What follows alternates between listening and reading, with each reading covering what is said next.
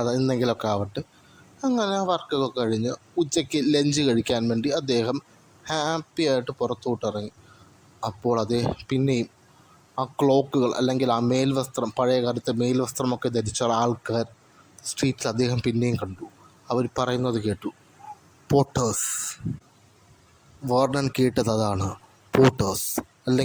അല്ലെങ്കിൽ അത് ഇങ്ങനെയാണ്, പോട്ടേഴ്സിൻ്റെ മകൻ, അവൻ അങ്ങനെ എന്നൊക്കെ അവർ വാർഡൻ കേട്ടു തുടങ്ങി. അല്ലെങ്കിൽ പോട്ടേഴ്സിൻ്റെ സണ്ണിൻ്റെ പേര് തന്നെ ഹാരി.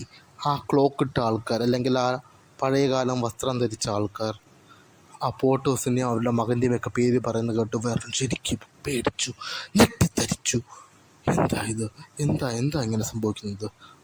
അദ്ദേഹം ഊണ് പോലും കഴിക്കാതെ തിരിച്ച് നേരെ ഓഫീസിലേക്ക് തന്നെ ഓടി. പക്ഷെ കുറച്ച് നേരം ആലോചിച്ചിട്ട് വേണം തന്നെ വിചാരിച്ചു, പോട്ടേഴ്സ് അതൊരു കോമൺ നെയിമല്ലേ, അത് ഹാരി എന്ന് പറഞ്ഞതും കോമൺ നെയിമായിരിക്കും. ഇതൊക്കെ തൻ്റെ ഭാര്യയുടെ സഹോദരിയോ അവരുടെ ഭർത്താവോ അവരുടെ മകനൊന്നും ആയിരിക്കില്ല. ഈ നാട്ടിൽ എത്ര പേര് അങ്ങനെയൊക്കെ കാണും എന്ന് കരുതി അദ്ദേഹം അതൊക്കെ മനസ്സിൽ നിന്ന് കളയും.